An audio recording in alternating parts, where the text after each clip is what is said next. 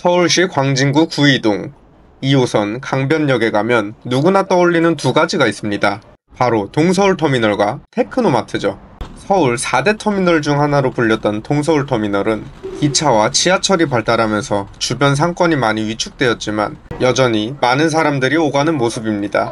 저도 군인이었을 때 휴가 나와서 집에 가는 길에 항상 동서울터미널 포장마차에서 잔치국수를 먹었는데 지금 다시 먹어보니 그때의 황홀했던 맛이 나지 않아 조금은 아쉬웠습니다. 그렇다면 동서울터미널 바로 맞은편 한때 전자제품의 성지라고 불렸던 테크노마트는 현재 어떤 모습일까요? 강변역과 연결된 지하 통로를 이용하면 테크노마트 지하 1층에 쉽게 도착할 수 있습니다. 점심시간에 방문했더니 푸드코트에는 테크노마트 직원들이 많이 모여 식사를 하고 있는 모습입니다.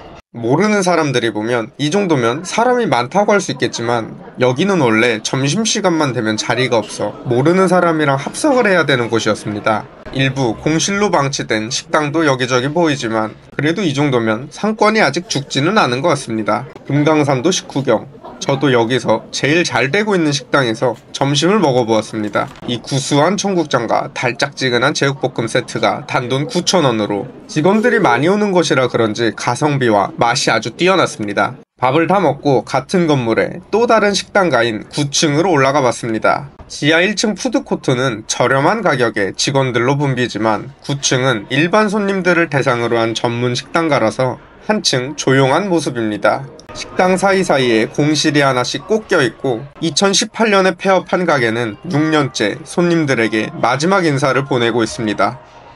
참으로 안타까운 상황입니다.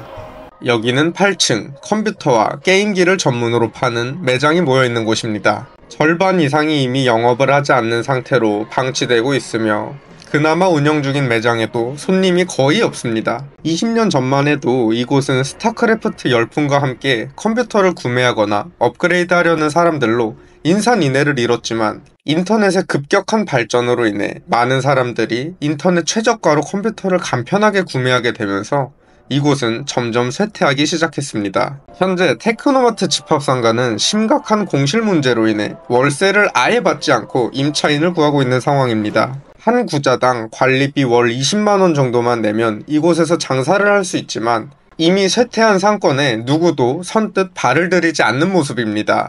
그래도 테크노마트의 근본이라고 할 수 있는 6층 휴대폰 매장은 그나마 상황이 괜찮아 보입니다. 공실이 아예 없는 건 아니지만 공실 비율은 5% 내외로 아직도 100개 이상의 휴대폰 매장이 영업 중에 있습니다.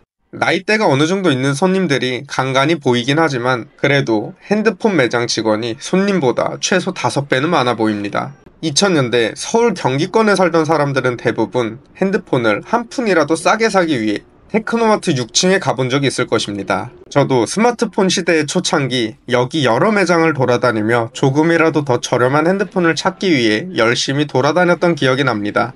그러나 이제 시대가 많이 바뀌었습니다. 요즘 젊은 세대들은 인터넷에서 핸드폰을 직접 구매하고 유심만 끼우는 자급제 방식으로 핸드폰을 구입하기 때문에 이런 오프라인 매장들은 점점 더 설 곳이 없어지고 있습니다. 이는 시간이 지날수록 더 심해질 것이기 때문에 이곳 6층 핸드폰 매장도 최대한 빨리 돌파구를 찾아야 할 것 같습니다. 제가 이날 테크노마트 전층을 둘러보았는데 가장 손님이 없는 곳은 가구 매장이었습니다. 손님이 없는 건 당연하고 매장 주인들도 매장에 보이지 않았습니다.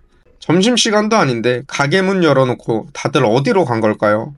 현재 테크노마트 상가는 경매와 공매에 많이 나오고 있습니다.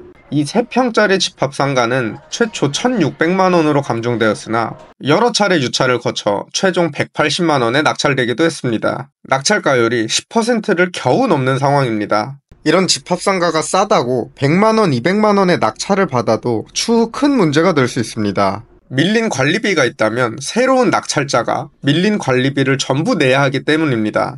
적게는 수백만원에서 5천만원까지 관리비가 밀린 경우도 있기 때문에 각별한 주의가 필요합니다. 과거 최신 트렌드의 선두주자였던 테크노마트는 이제 끝없는 내리막을 걷고 있습니다. 인터넷의 급격한 발달은 우리의 삶을 통째로 바꿔놓았고 이제는 AI의 시대가 다가오고 있습니다. 테크노마트의 과거와 현재 모습을 보니 변화를 빠르게 인식하고 적응하는 것이 참 중요하다는 생각이 듭니다. 더 많은 부동산 이야기 듣고 싶다면 유튜브 여우대장 구독과 좋아요 간곡히 부탁드립니다. 감사합니다.